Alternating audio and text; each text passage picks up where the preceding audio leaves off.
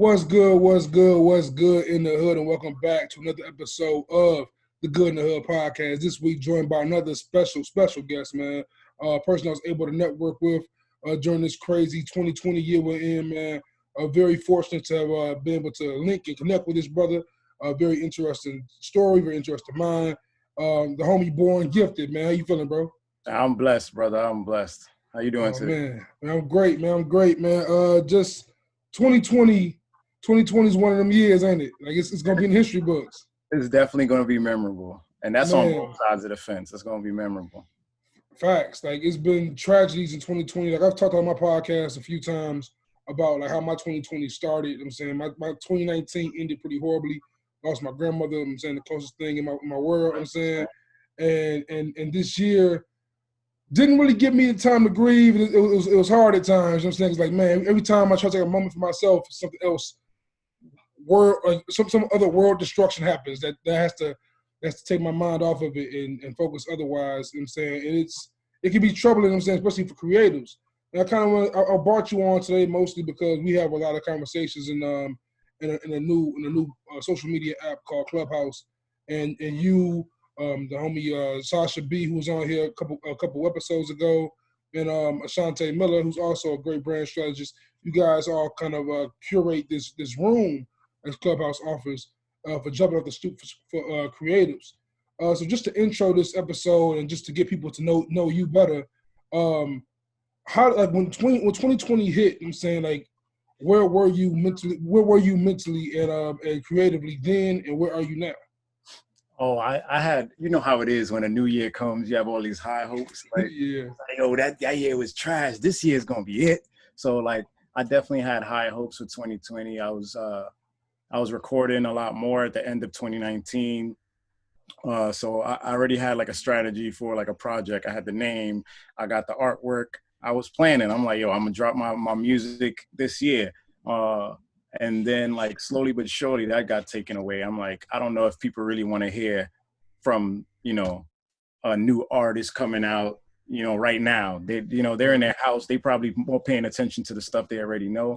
And how much are they even paying attention to stuff like that? They might be, in new spaces like Clubhouse, you know what I mean? Or remember when Live was going crazy? IG Live was going crazy.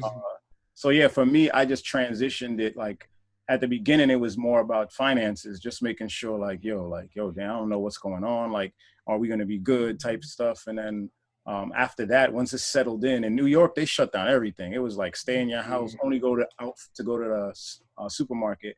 So for me, it was more about, I started looking at it like, you know what? God sat us down for a reason. So let me take this moment to like really look at what I could learn new skills. I started looking at trading. I started going on live a lot and having conversations with people. So that was like a new space for me. I just started shooting my podcast like 3 weeks or a month before it happened. And we were like really studying how to edit and how we wanted the aesthetic of it to look. And then boom.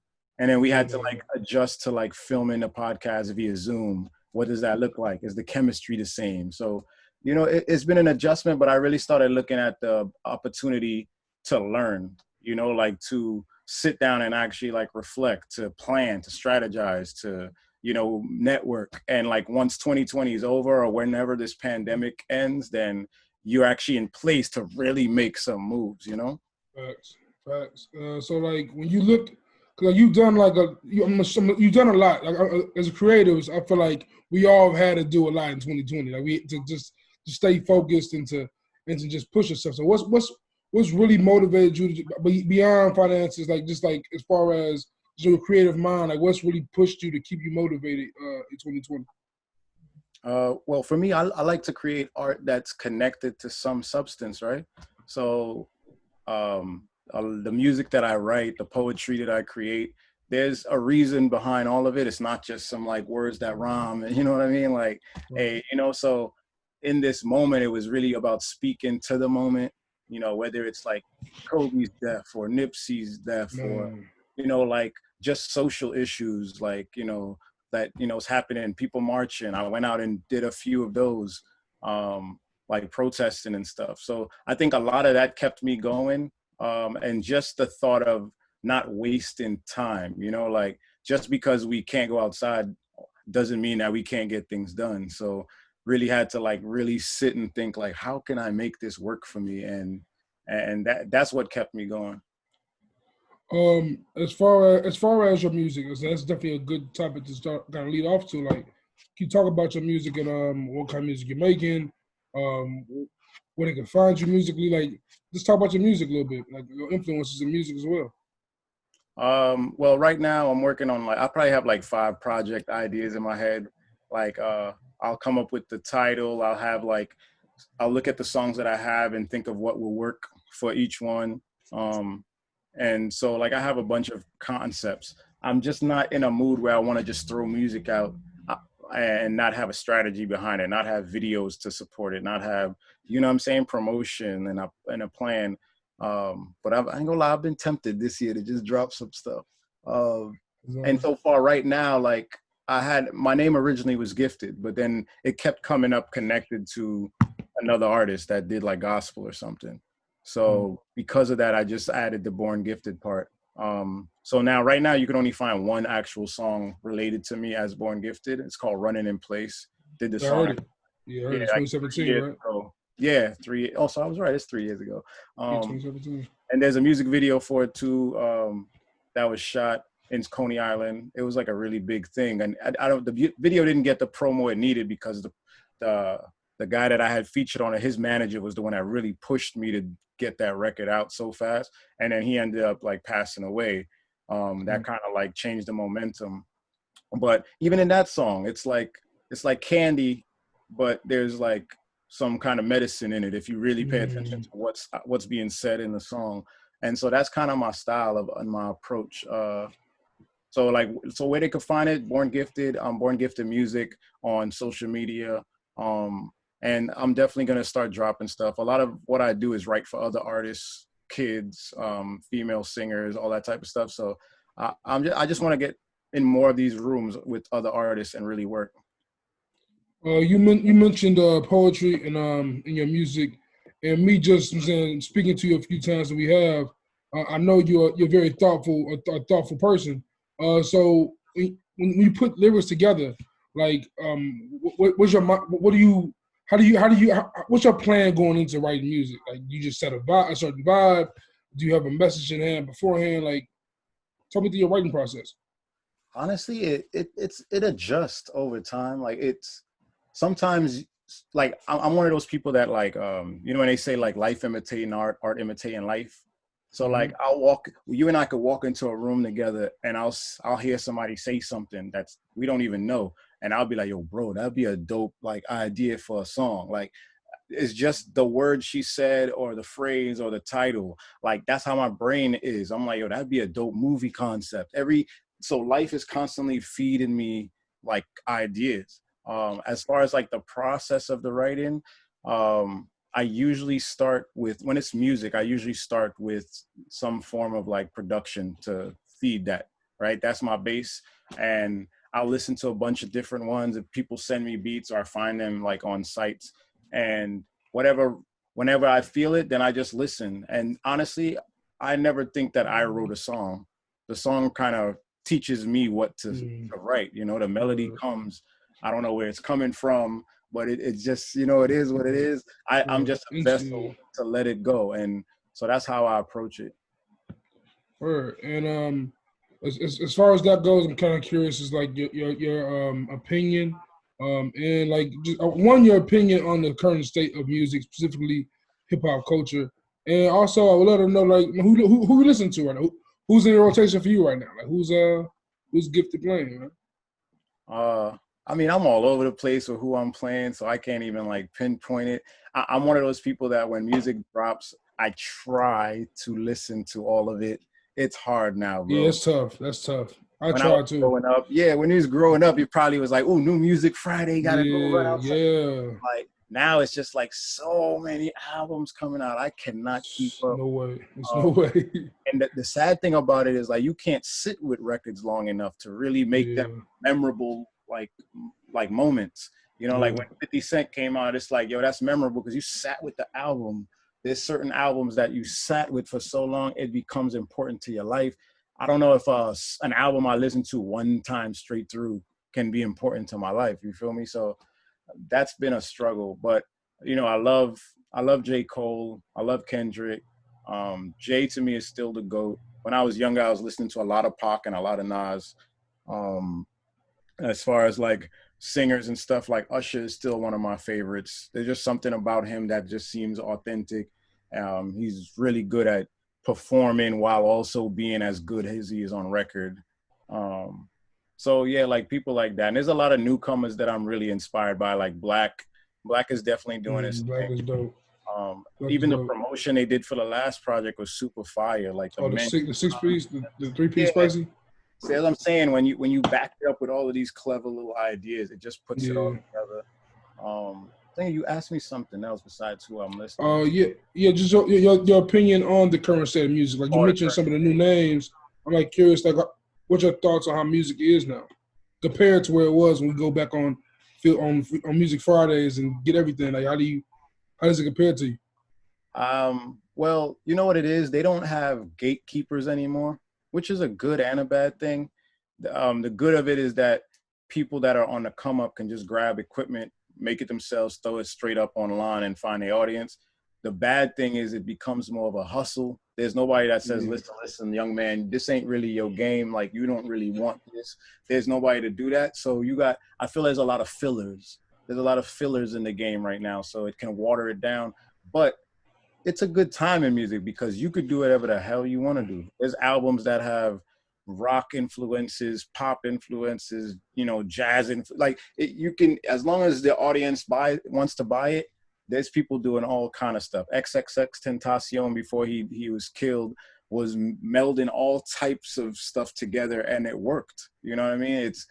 I think the kids are like okay with experimenting. They're okay with dressing a little strange, or you know what I mean? So it's like they don't feel they have to conform. So I think that's beautiful. But then the difference now is our culture is pop culture.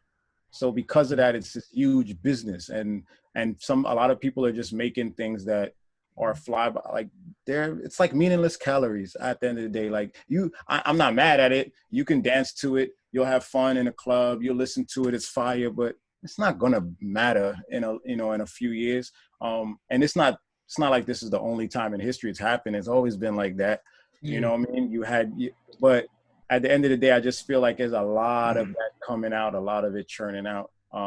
But if you want to find it, you can find anything you want.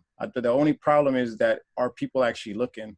There's a lot of people complaining that they don't like the state of hip hop or X, Y, and Z, but they have to do some research. And I don't think fans aren't really built that way to go digging through the crates and trying to find stuff. They kind of like what's in their face, or if somebody puts them on to somebody, that's what they know. Yeah, like I always go back in that conversation. I always go back to Kendrick Lamar's lyric in Hood Politics, who's like critics always talking about there's no lyricists in rapping. Well, motherfucker, if you can, Killer Mike will be platinum. You know what I'm saying?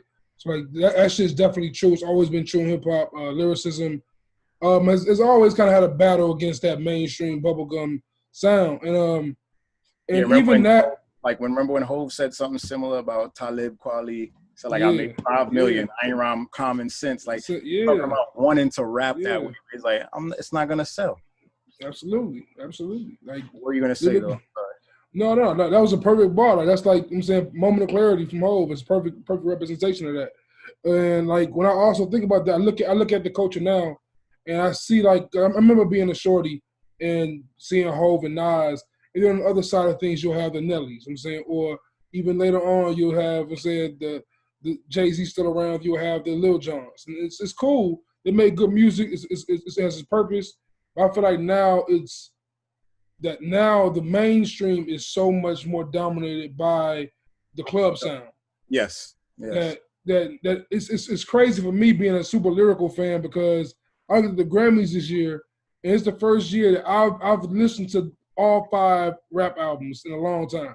Like I heard D Smoke, heard Royce, heard Freddie Gibbs, I heard Nas, I heard J Electronica. They all got nominated.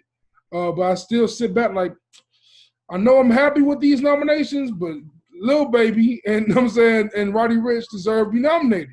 And I just want to get your take on like the Grammys, us feeling that we need that validation in a sense. Not us. When I say us, I mean hip hop culture.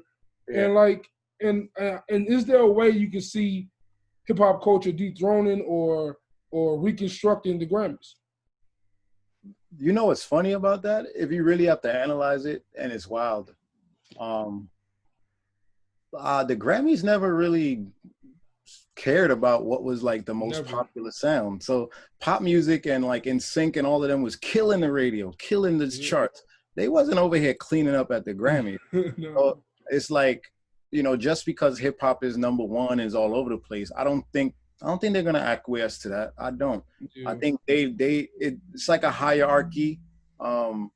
And it's similar to the Oscars where like some movies you'd be like, what the hell is that? I never even heard of that movie. You know what I mean? So man, I think there's an element of that to play in it. There needs to be some structure to how the Grammys are vetted, like how they vet artists, how they vet new I heard of how it works, but it's like there's people that don't know nothing about hip hop voting on hip hop. You know, it doesn't make any sense. So there needs to be more structure to that. I know when I was a shorty, I was definitely like, you know, thinking about winning a Grammy as a jit. Like, I'm like, yo, oh yeah, I'm a Grammy nominated. That means something. So, yeah. I mean, it's kind of disingenuous to act like now. It's like, I don't care about the Grammys, bro. We grew up wanting to win one. You know, we was in the mirror holding it up. We know what I mean? We thought of our product, the things we were creating and was looking at it through that lens. So, I don't know. I mean, we could say, yeah, build our own. We do have our own, but even we don't value them the same as the Grammys. It's a legacy thing. It's like, it's been around forever and it's just something ingrained in our brains. Maybe the young kids won't care about it, but and I definitely do agree with you. That was a good point too. I've told people the same thing. I feel like if you looking back in the day, when you had like Soulja Boy and then you had somebody like Jay or Lil Wayne, the Jay and Lil Wayne side was the one that was really rocking. Soulja Boy came in, he made numbers, he was popping, but he wasn't in and out. So then all of a sudden I feel like it's definitely shifted where it's like the biggest influence now is the guys that probably are more of the lineage of like Soulja Boy.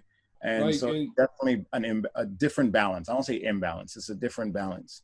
And I don't say it with no disrespect, but I told my homies in the past, like, if this was 2006, the baby would be a one-hit wonder. You know what I'm saying? It just, the world, it's a different time now where that sound can withstand you for albums now. Like, I'm saying, just doing your gimmick. You know, he might have made it in 2006, him particularly. Maybe some others won't. You know why I say that? Irregardless of the music, it's the showmanship. Because he reminds me of like reminds me of the Busters and the Misties, like where he creates characters, where he does dope ass visuals. So I personally didn't like every Busta Rhymes album or all the songs on it, but he'll have them records that rock, and he'll do some dope ass like Coming to America video, or you know what I'm saying, or Kit like type of like in the video, you know what I mean, all that, and that's what the baby does. So I think part of what makes him so poppin' to me is the fact that he's willing to dance. He's willing to wear a diaper, the South by Southwest. He's willing to he does what it takes to make the art work. He doesn't look at it from the lens of like, oh, y'all gonna make fun of me, or like, he don't care about that. It's like, yo, this is what the art is about. It's almost like he's an actor playing a role in every song. That's dope. I never looked at that deep. That's crazy. I mean, I gotta look at more of the baby footage for sure. I gotta get more into it. Even if you don't like the sound or you think it's repetitive, which some of it is, watch the visuals and you'll probably be like, you know what, I get it. Yeah, because I've been surprised at how I've been able to, especially being like in high school, I was Talib Kweli, Common, Lupe Fiasco. I'm saying that's me. I was backpack. I'm saying all the way through. So for me, it's definitely interesting being 30 now and listening. I can listen to the Lil Baby. I mess with him. I hear the lyricism in bits and pieces. Young Thug the same way. So I definitely want hip hop.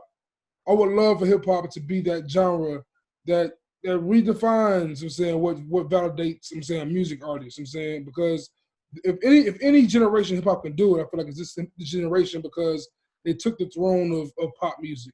They and they're just rebellious, like you said earlier. You know what I'm saying, just very, refuse to conform. And especially when I look at, like you mentioned, the GOAT, I'm saying Jay-Z, like he's now the most nominated artist, music artist in Grammys history. Oh, Nowhere really? close to being the most Grammys though. You know what I'm saying? And just, you know what I'm saying? And just that. He's a Susan Lucci of the Grammys. You know what I'm saying? Man got 81. He got 81 nominations. I think he has, I want to say like 40 Grammys or something like that. I'm not 100% sure right now on top of my head, but just like seeing that, it's like, man, we got to take over this. We got to validate ourselves. And I want to transition from that to go to Clubhouse a little bit, because when I got into Clubhouse, first time I heard about Clubhouse was on the Joe Budden podcast. And I get on there, and it's, I'm saying, my homie Matt brought me on from BKC Network. We all collaborate with podcasts and whatnot. And I get on there, I'm like, oh, this is dope. This is Black love. It's Black people everywhere. This is us. And I'm like, this is what's up. I get in the Explore page with all the names. It's just Scotty Beam, Joe Budden, Punch, TDE. I'm like, yo, that's all us? We in here. You know what I'm saying? So I'm like, bet. And then I find rooms with people like you and Ashante and Sasha. I'm like, this is dope. This is a dope experience. And then we start seeing the behind the curtains a little bit.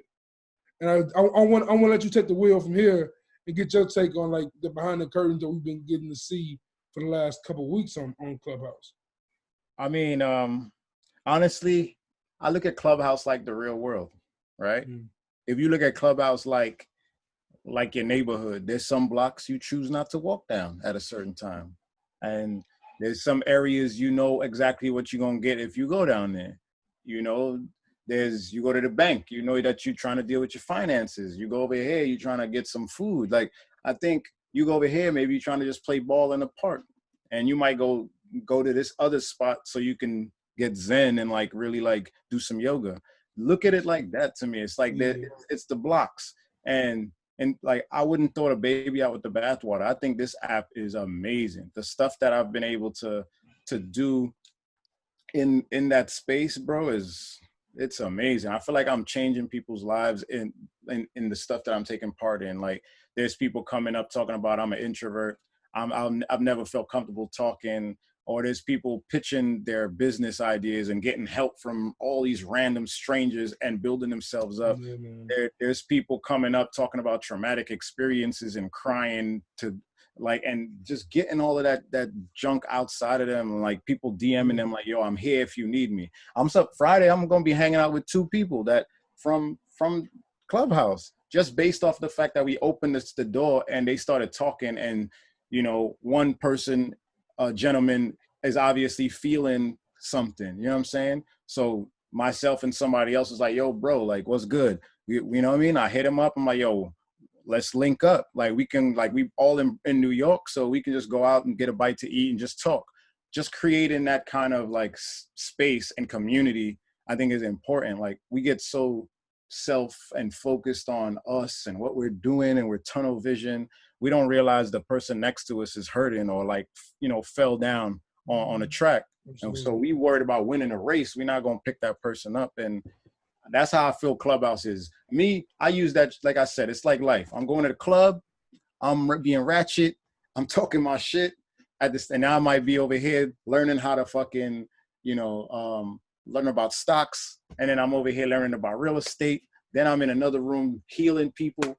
Like, I take it for what it is, bro. That you're going to find a bunch of trolls and a bunch of people that don't have no real meaning to what they're doing everywhere. Yeah. So what are your thoughts as far as the app and like possible changes or like possible like quote unquote paid rooms like for like celebrities or people with voices to charge for people to come in and talk? Like, how do you feel about that possibility? To me, once you put the paywall up, it's going to have a different effect. Like, if you think of certain apps that once money started flowing, it wasn't the same anymore. Like SoundCloud, I don't go on SoundCloud no more. It's just not at all. Have the same vibe, bro. Like, so it's like, once you start doing certain things, I think it'll turn some people off. And not often, in a sense, they may not use the app, but they'll just like create their own little spaces. So it'll probably like break off. What I loved about the app, besides the fact that it's like a community, it has all these different things you could tap into whenever you want. It's also dope that, like you said, I could go in a room with TDE. I could go in a room with Chris Robinson from, you know, MBK and actually talk to them. Like, you know what I'm saying? Like, I hear his voice, he hears mine. I ask a question, he receives it and replies in real time. I didn't have to stalk him. I didn't have to get like some VIP pass to some industry party. No, I just had to log into an app, go into a room, and have a valid like idea and thought, and reached out to another person with that same thought, and we can have a communication. To me, if you take that away, part of what make this the mystique of the app is gone. Like, I want to be able to go in a room and Joe Buttons and I picture are right next to each other on the stage. You feel me? Like, cool. You want to take that screenshot? Like, yeah, bro. Talking to Joe, like, you know, like there's something to that. So if every room that celebrities are in is going to have a paywall, man, I personally probably wouldn't go in it. Unless I find out it's some like super serious, like dope ass conversation that I feel is critical, I'm not going in it. Like, they had one with Styles P, and he was talking about juicing and stuff, and I was in that. And then they bring people up and ask questions to Styles. I asked him some questions. I told him I met him a couple times, and he was super humble. And I appreciate the fact that when you meet people that you like, they actually match that. You know what I mean? So I was able to give that man his flowers while he was alive because of the app. So if you remove that element, I'm just gonna be doing what I do with my people's, like creating my. For real. That's real. That's real. Like, I've had those same kind of experiences with some people I look up to, like from Premium Pete from the Comeback Jack Show to Mickey Fax. Like, just certain people I used to like follow your career, like to talk to you is dope. And that's always definitely a value to have. I'm just curious, like, you see, like, you know this how this tech world goes, and we seen now, like, first Snapchat had that story, then Instagram had it, then Facebook, now Twitter has the story kind of thing. Now, how would you feel if Twitter or if Facebook took the idea of a Clubhouse and incorporated it into their brand? Honestly, I don't think it would. Because it's already an established platform, some people will use it, right? But I don't think it's the same. It's just not the same, bro. It's like that one club that everybody knew about that was rocking. Just because they open another club across the street, don't mean everybody going there. So yeah, you're doing the same thing, but it's not the same, bro. This one is invite only. Like, right now, that makes it interesting. That's the best part for me. That's the best part for me. Yeah, but I don't think they said it's gonna change. It's just they'll be divvying out so many invites that it'll just grow organically. Yeah. But I'm cool with that, because that lowers the percentage of somebody making a Finsta or a troll account. You know what I'm saying? So that's why I fuck with that. Yeah, I love it too, and I definitely feel. I was telling my friends, the people I do stuff with there, I'm like, hold on to y'all invites, bro. Don't invite people. I still got 5. Yeah, I got 5 invites still.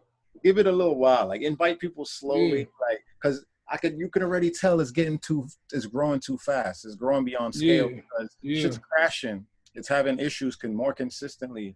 Like, so I don't think it's ready to handle the growth that it's doing. So I would tell people, if you really love the app and what the positive stuff it's creating, slow down on giving out your invites. Because one, like, for me, just noticing it, like, the app, like, it's not for everybody. Like, people get on, they won't like it. Like, my thing, I got on, I looked around, I listened, I talked, and I don't have a front on top of my mind to think of that this would be dope for you. Like, I don't think everybody's going to be using the app. It's like, I don't think people will care. Certain people just aren't that kind of person of the thought. You know what I'm saying? Like, and there's some. Right back. You know what I'm saying? Exactly. Like, man, like, if you want to take my invite and just waste it, I'm be mad as hell. You know what I'm saying? But I definitely want to get into some of those healing talks you'll have, because I've been in a multitude of rooms with you, and you always, I'm saying, typically a moderator, I'm saying, in these rooms, and you're coaching through it, And I want to kind of get a background from you on that, because you do it so organically. You know what I'm saying it seems to come to you so easily to be able to just to relate to others and to understand others and listen to others. Do you have background in that field of either therapy or social work of some sort? Nah, bro. Like, I think once I get to a position where my build up my platform, I think that's what'll make my story more unique. Like, I'm not the dude that has like 1,000 degrees on the wall and you know what I mean, went to some Ivy League school and like had a mentor that taught. No, it's just life. It's just discernment. I feel like my grandmother, my mother are empaths, and I feel that was passed on to me, to have like an emotional connection to human beings just because they are human beings, like to have empathy, all of that stuff. And I just practice active listening. Part of being the creative that I am, if you do a podcast, right? So for you to do this podcast so well, and for you to know how to transition and all of that stuff, it meant that you had to learn it. Yeah, I mean, you have to watch other people do it. You have to soak it in. You have to be open enough to let that into you to pick it up. It's the same thing when you're writing a song. I can't write a song if I never, like, I had to watch a movie and see a story, or live an actual story, or hear it from a friend, or, you know what I mean? Like, so life is constantly feeding all of us that stuff. And if you pay attention, you can sit in it with somebody who's going through it, because you kind of understand. And that's all it is. I just want to create a space for people like that. In my own life, I've been that way. People will meet me, and in like 2 days, they're already telling me deep, dark secrets. And I'm like, yo, I can't believe I'm telling you that. I ain't tell nobody that before. And I won't tell nobody. That's between you and I. Like, I'm not judging you. I'm just going to give you the time to speak and vent. And I'll give you whatever information I feel might be important to you. And we just move on from there. But I mean, I be joking. They call me the Ryan Seacrest of Clubhouse now. We'll give you Ryan Seacrest. That's dirty. They you bogus for that. Nah, he told me that. I'm like, you know what? I ain't mad at it, because that's. You ain't mad? Okay. I ain't mad at it. That's basically just saying you hard working. You got like 55 different hosting jobs. That's all that. Yeah. They see me in mad rooms. Yeah, it can at least call you Nick Cannon, bro. It can't. Yeah, you're right. Nick don't have he don't have the job right now, so I guess. Yeah, he lost the job. You're right. He heard, but his podcast still good, man. Mention the podcast. We don't mind. I gotta talk about yours. Like I haven't been able to listen to it yet, unfortunately. But every time I see you post a promo, I'm like, that shit look kind of fly. Like the setup. Talk to me about your co-host. You see, you started this year. Your inspiration to get into the podcast world. And yeah, what's the next move? We'll keep it spicy. We're just growing. We're trying to figure it out. My beautiful co-host does the editing, so like that's another thing too. Like having to figure out like who's gonna do stuff, how we're gonna get it, because if the more you send out to do work, the more expensive the whole process becomes, right? And this kind of game ain't something that just sends you a check the minute you start it. I mean, bro.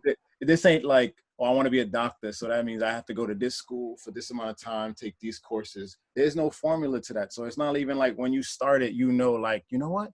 When I reach episode 50, then I'm a professional. When I hit episode 100, I'll make $100,000. Exactly. You're doing this off passion, and you don't know when it's going to bring you back a benefit. Right. And so that's where we at. We're like figuring stuff out. We're looking at numbers. We started doing like reaction videos, but I'm a little hesitant to like move off of those numbers, because people aren't coming for you. When they see a name that they fuck with, they coming for that. So if I say reviewing Lil Baby new song, people that love Lil Baby, when they go and search, they come in for that. They want to see what you say about their favorite artist. And but don't ever forget, bro, there's a percentage that, I'm saying, if you guys sell it right, they'll stick around. They'll come back. Yeah, I mean, you're right. I mean, but that's the thing. You have to be very cautious about just going off of that, because true. Like the large number, you're right. Like it's about retaining. But if you go off that large number, like, oh snap, like when we did a regular video, it was like 1,000. When we did a video, it's like 50,000. So let's do more like that. You're not building a fan base that's pure, that's real. They just there for that. And if you do anything else, they're not gonna support it. So I'm just trying to navigate that, figure out like exactly what lane, what our purpose is, what our why is. But it's fun, bro. It's just like three friends talking shit about topics and just being open, like not feeling like you gotta like fit in some box of convention. Like, so that's why it's like keep it spicy. Just keep it spicy to me is just a mantra about being true to yourself. Like, you know what I mean? Everybody out here is just trying to be bland, fit in the same box, wear the same clothes, act the same way. Uniform as fuck. And so if you think of all my brands is fitting the same thing, Jump Off the Stoop, Safe Space is another one that's on Clubhouse. You got Keep It Spicy, you got Wolfpack Regime, like in a world full of sheep, like, you know, stand on your own to be the wolf in the room. So I'm just all about that, like, bro, individuality. Like, stop allowing people around you to make you be who they want you to be. Be yourself. Yeah, and a couple points, just kind of Clubhouse terms, piggyback off you. I remember the Joe Budden podcast. I've been following that podcast for a minute now, and just keep it Joe Budden as well, I guess. I remember his first, I think 4 years of that podcast, it was no money, no advertisement, no nothing. And like, of course, he's a rapper, he's well off, and he has a fan base. So from my perspective is, I look at just life realistically. Like, okay, I'm a die nobody, but I'm saying I'm not I'm not a known person from Chicago. So me starting a podcast off is not going to be the same as Joe Budden starting a podcast off. So if he had to do 3 years on the grind, I can be prepared to do the same, if not more. And that's just a mindset everyone should have. Understand that there's nothing's given to you in this world. So I appreciate that sentiment you put out there. Like, you got to work for it. Like, you know what I'm saying? 50 episodes is approaching for me, and even though it's a dope milestone, they don't come with no paycheck. You know what I'm saying? And that's Still, cool. congratulations. Appreciate you, man. You know what the milestone? You know what the check is?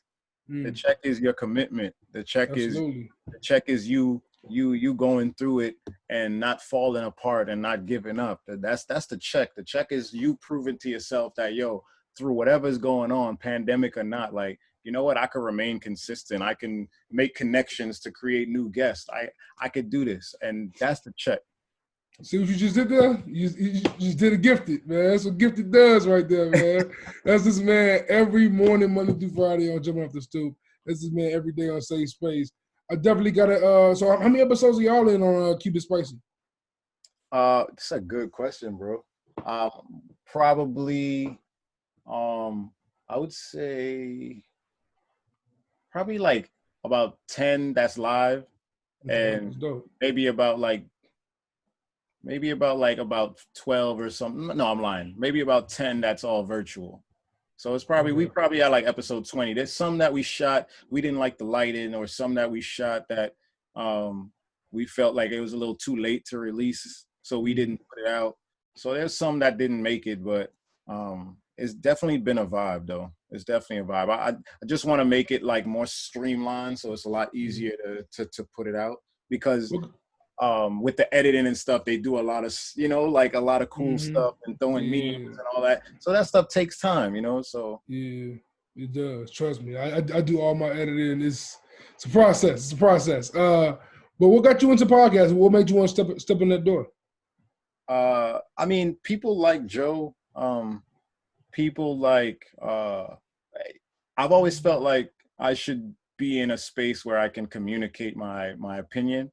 I've been on debate teams, you know what I mean? Like, I was in a singing group, and like I was kind of like the leader in a sense. You know what I'm saying? Like, that's just my vibe. So it's like when I used to be big into politics, and I was studying psychology, and so like the way things work is important to me, like doing artist development or managing artists, the way that things work, like engineering, audio engineering, the way it works, like being on a set for photography or video, and like, seeing how things are put together.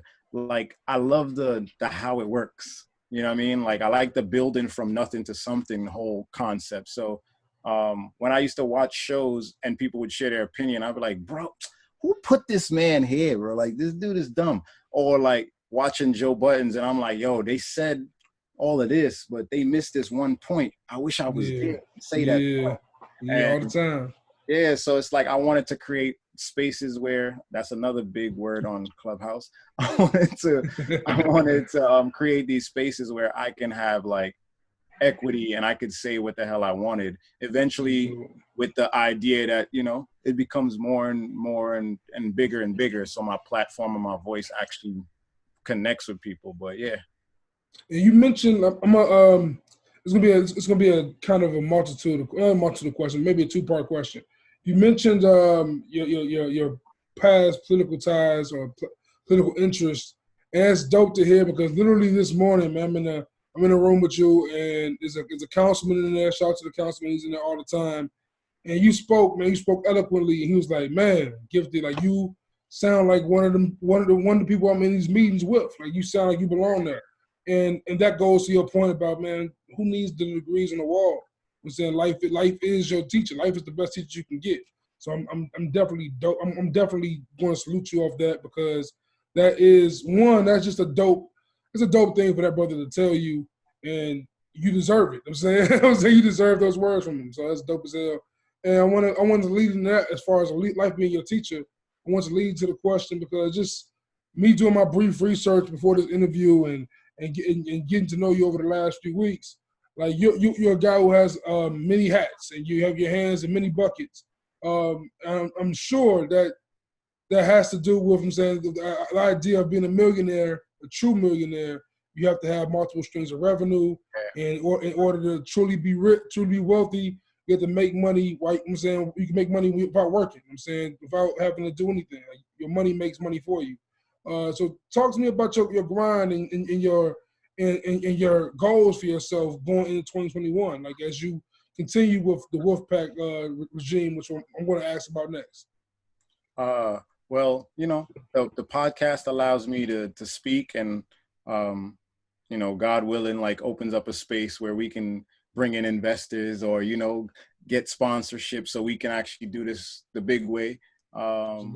Things on Clubhouse, I look at that almost like work. Like I'm on Clubhouse consistently. I'm building clubs with people that I think are, you know, super individuals, like mentally, spiritually, and like with their work ethic. And we're creating something. We're trying to like, you know, stake our real estate. So as it grows, like, oh nah, I've been rocking with them for like months, you know what I mean? So, and it's real. It's not like I just create a room and I talk some crap and then I leave. This is like creating real connections like this, where we go offline and really talk and like see how we can bring value to each other. With Wolfpack, that's the baby. That's the one to me that's like, I already tell my boys, like, this is $1 billion company. It just hasn't been assessed yet, but it's $1 billion company. The way that it started because the artist that I was managing, like I told him I feel like his music would really, really connect with the audience when he adds like the element of fashion, because it's kind of like there's certain people that's their brand. It's like the way they look at the world is connected to the way they dress and the way they move. And he's from Harlem, you know what I mean? So it's like we were living in Harlem. Would you manage in St. John, nigga? Nah, not St. John. But no, but you see, even that, like you see how his merch is like is so connected to his and so like we started doing Wolfpack, and it was more about like us and wearing it. We became the billboards. It's like 5, 6, 8 of us walking in the street, and then random people like, yo, what are y'all? Or who made that? You know what I mean? We going to North Carolina or Cali, like it don't matter. And people asking us questions in airports.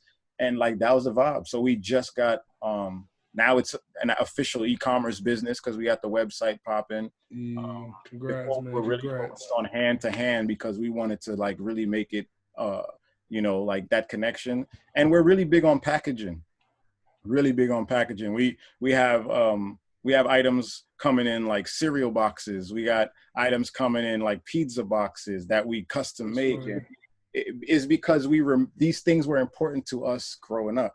You know, the same way we might be inspired for a logo or design based off of like wrestling or some old movie or sports, or, you know what I mean? Those things that inspired and actually created us. It's the same way we can remember sitting at the table eating our favorite cereal or looking at Michael Jordan on a Wheaties box. Like, so we put all of those things together, and that's what we're working to create is that community, that feeling like, yo, when you put Wolf on, it's the same way. It's like when you put MJ's on, it's like, it must be the shoes. Like that's the energy we working to create. The next step is the skate team, Los Lobos. So that's the next step. We already got the logo. You know what I'm saying? Like that's the logo and stuff. So once we already got some skaters on deck, no pun intended. And then, we're just gonna move forward with that. We have we're going to a trade show in February that we got invited to. So that's gonna be big for us. Like we're gonna be there with buyers and hopefully lock in, you know what I mean, some good sales in there. And coming from New York, I'm sure. I'm not sure. I'm wrong for me to say I'm sure, but I would assume one of your inspirations as a clothing brand, as a brand in general, would be Supreme. When you see Supreme selling to the company that owns Vans and North Face, as an entrepreneur, is that something you can see yourself doing in the future? Is that a move you admire, or a move you kind of judge them on? I mean, the minute I saw the news pop up on my phone and notification, I hit up my boy and I told him, I feel like this probably won't be the end of Supreme, like the way we know it. But at the end of the day, like people will rock it just because it holds value in society. Like I was gonna wear my Supreme hat today, but I said nah. So as long as it holds some type of value in the marketplace, it'll be fine. You know what I mean? Like it's kind of like Kanye's right now. Like they're still popular, even though he may have his dips and his highs and lows. His sneakers, his apparel still hold value. The minute that they don't hold value, then it doesn't matter who makes them and who sells them. Personally, with the brands Wolfpack, I mean, it's a collective of us, so it'd have to be a conversation. That's just the way we roll, the whole pack vibes. But I personally don't feel selling is like in the Wolf DNA. If there's something where it's like, yo, you want like Shark Tank, all right, I'll give you X amount for 20%. But yeah, but then at the end of the day, we make the final decision on design and like marketing and all that. That's fun, bro. Like you set me up. I was able to take care of my family. I'm good. I could come to work, focus on that. You handle all of these others. You know what I mean? Like all these things that I personally don't like doing. Fine, that's great. But I don't think you have 51% ownership or I just give you the whole piece of the pie. Like, nah, bro. Because even though I might be living on an island somewhere and I got my money, I'm still alive. I got to see this baby that I created like go down and it lose worth. I don't think I could sit well with that. Yeah, and that's real. I feel like that's like a thing. It's a hard thing for all creators to deal with. Is that time when that check arrives? I'm saying the one that you got to say no to, but you never thought in your life you could say no to that kind of money. You know what I'm saying? And I feel like I'm looking forward to that problem. You know what I'm saying? That's a problem I'm looking forward to. Like that's Dave Chappelle. You know what I'm saying? No buttons. You know what I'm saying? Like, looking at these checks, no, I know my worth, bro. Like, nah, I'm good. Knowing the worth is a true important statement. And when we're in these rooms, we're talking about like all of our goals, all of our past. It's always back in my mind knowing our worth.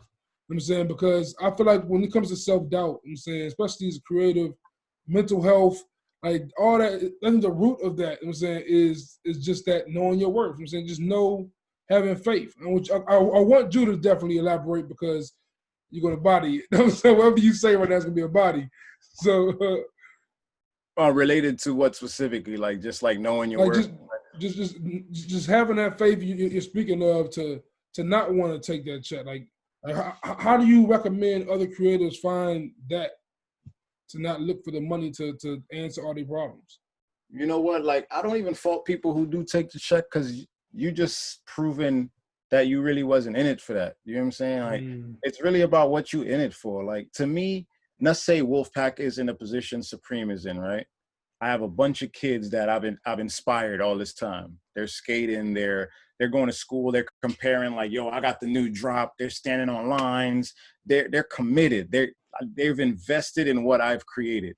Now all of a sudden they wake up one day and the people who created this thing that inspired them are leaving and saying like, I'm out. I'm giving it to these other people y'all don't know. Now, all these people that just committed to this movement that I've created, they have to be wondering, what the hell is this person I don't know going to do with this thing that I've put so much of myself into? What direction are they going to go in? I personally would feel bad about that, because I could imagine how much money people have spent, how much time they've spent on lines, and you know what I mean, how many they probably debating like which brand is better, and you know what I mean, fighting amongst friends, Yeah. you know. And now all of a sudden I'm just like, yo, I mean, thank you for all of that, but you know what I mean, yeah, this private island over here, like, you know. So for me, it's more about the community, it's more about that unity, it's more about this giving some young kid this feeling that, like, and it sounds fucked up, but you know what it's like. Like, that's why we plan out our first day of school clothing on the bed, because that stuff matters to us, whether you might say it's shallow or not, and our worth shouldn't be based off our clothing, but it speaks to who we are in a way. And if we can like sit upright, hold our head and our chest out, and we could feel good about ourselves until we can, that's a great, like, to me, that's a great bridge to the point where you can do that no matter what you're wearing. But in the meantime, yo, bro, everyone needs a confidence boost. yes. And if you can give somebody that, bro, there's power in that. I'm not going to throw that away just because of that, bro. To me, if I had a brand like Supreme, yeah, they might throw $1 billion at you. I look at it like, bro, if you had Supreme and you made it from nothing to what it's worth, and they want to give you $1 billion, to me, you should have other ideas in your head that could make up at least a portion of that money some other way. So that's how I would look. It's more of a challenge to me. Like, yo, dude's trying to give me $1 billion for this thing I made. Yo, either I'm going to finesse him to get a little bit less and he don't have complete control, or I'm going to find ways that I can make similar money doing some other stream of, you know, some other way, invest in, opening a different company or something. And that's why I feel like the balancing act of being an entrepreneur and a creative comes into play the most. I feel like an entrepreneur, a business person, like if your mind is strictly business all the time, you're going to probably make that move 100% of the time. You're going to probably, all right, there's $1 billion for your company you worked 20 years on, $1 billion, I'm taking it. I'm saying while creative, I feel like I agree with you 100%. Like, if someone offers me $1 billion for Good in the Hood tomorrow, as much as I'll take that $1 billion, I'll be like, that means there's some value here that's worth $1 billion. Yeah. I can make that. I can make that value turn into $2 billion. I trust myself that much. You know what I'm saying? Because you've already proven that you can get that first offer. So what's stopping you from getting it somewhere else or doing, you know what I mean, doubling up on it? Exactly, man. It's an important mindset to have as a creative entrepreneur. It's just a person in general. You know what I'm saying? And before I get you out of here, I definitely want to get you to plug all your shit you got going on, man. I definitely want you to tell people where they can find your music, keep it spicy, where they can find Wolfpack Regime. Shall I go on? I will. Well, keep it spicy. Just keep it spicy is on Instagram. That's one of the hubs, but YouTube is where we really focused on really building. I think if we haven't, I think we're really close to hitting 1,000 subscribers. I think we did. Oh shit! And then you have Keep It Spicy Media. Oh man, just shit on me. It's Keep It Spicy Media is the name that you would look for. But you can find the link on the web, on the actual Instagram page. Then you have like Wolfpack Regime, and Wolfpack is spelled differently. It's a U instead of a O. So it's WULP, WULF, and then PAC. I'm sorry. I knew something I was saying was off. I'm like, what am I talking about? But it's so Wolfpack Regime, and then so wolfpackregime.com is the website. Wolfpack Regime LLC is the Instagram. And like look out for that, because I'm telling you, the focus is to be the Black Ralph Lauren, like out here, like that classic brand that like is still part of the times, but an older gentleman could wear it, a baby could have it on, and like the young like popping dude in the high school is still thinking it's fly. Like that's the kind of energy. So we're not really trying to follow trends.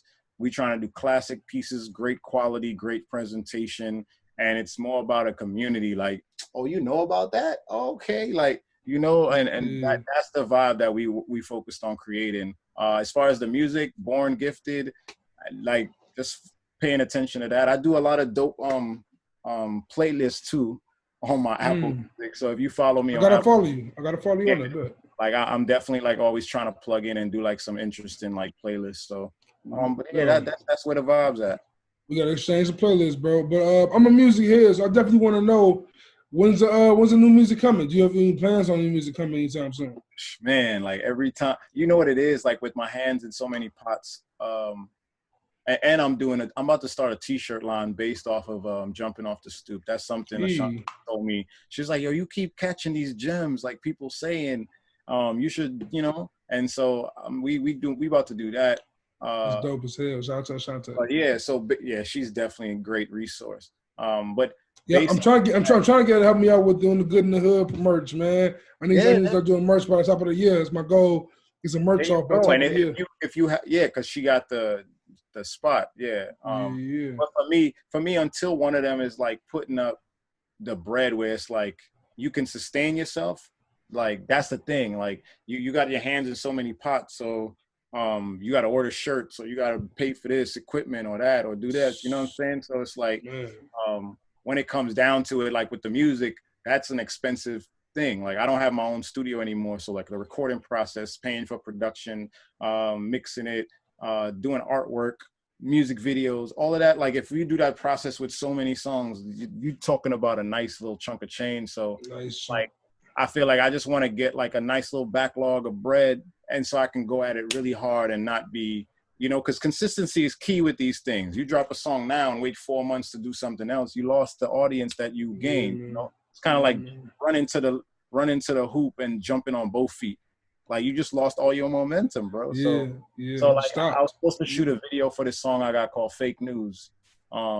So I was supposed to shoot it already. So I got to see like exactly how we can make it happen with the weather changing. But I'm gonna commit to making that sometime in December. Like that's I feel like I have to push myself to just do it. Jump off the stoop, man. Jump off the stoop. If that comes up, then I definitely like link with you and let you know. Jump off the stoop, man. Jump off that stoop, bro. Gotta do that. Gotta do that. Go back at me. I like that. And final question really is, man, how do you keep your voice, bro? I remember one day I was on Clubhouse for a long time and I was going voiceless, bro.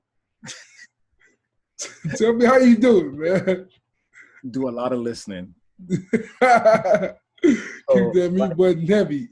Yeah, bro. Like I do a lot of moderating and I create these spots, but I pick my moments when I'm gonna speak. I don't try to just like hog the mic and like me, look at me. Like I have a lot of points to make, but I let the room do its thing and like interject when I need to, because I feel there's way more impact if I come with something that's on a 10 scale to say than like dropping a bunch of 2s. You feel me? Absolutely, man. And please tell people where they can follow you on social. Born Gifted Music, everything spelled normal on Instagram. On Twitter, it's Born the number 2 the letter B Gifted. And I'm on Clubhouse, Gifted Joseph. You could find me there, or you can just go to Safe Space. That club's about to get accepted, and then we just got accepted for jumping off the stoop. Yeah, man. Congrats on that. I'm glad. I'm glad to say I was in the first jumping off the stoop, man. I'm glad to say I've been around to see what y'all been doing. Alumni at this point, bro. You know what I'm saying? I'm glad to have now interviewed two of the chapter leaders, I guess you call it. You know what I'm saying? The seniors involved, man. It's definitely dope to talk to both of y'all. You and Sasha got Ashanti coming up soon. And man, I just want to tell y'all, man, I'm very thankful of all the connections I've made. I'm saying Clubhouse. I'm saying you guys have all been inspiring, and the great words, the great motivation. This year, 2020, I don't know, man. I lost my grandmother. I'm saying that was tough, but I've gained so many connections. Yeah, condolences again on that, man. Oh yeah, I appreciate it, but like it's life throws you places for a reason. You know what I'm saying? It's definitely been apparent to me in 2020. 2020 is a year I'm going to remember forever. I think we all will. It's been dope to have some dope moments despite the tragic moments. You know what I'm saying? And please follow the podcast. Good in the Hood Pod on Instagram. Good in All Hoods on Twitter. Press Follow that me. subscribe button. Oh yeah, please push the subscribe button on YouTube, bro. Cause my man got 1,000. I'm trying to get to 100. You know what I'm saying? Find me. Please, Good in the Hood podcast on YouTube. Just type it in. We right there, top of the sheet. Follow me on Twitter, Juice JVP. Follow me on Instagram, Juice in the Hood. More content coming, man. I'm trying to get to 52 episodes by the year end. We started in September, in February, really. So it's dope to get that whole year worth catalog, 52 episodes, 52 weeks. Very, very strong push I'm making. And yeah, I couldn't do it without the connections I've made. I'm gifted and everyone else, man. It's been dope. I appreciate you being on here, bro.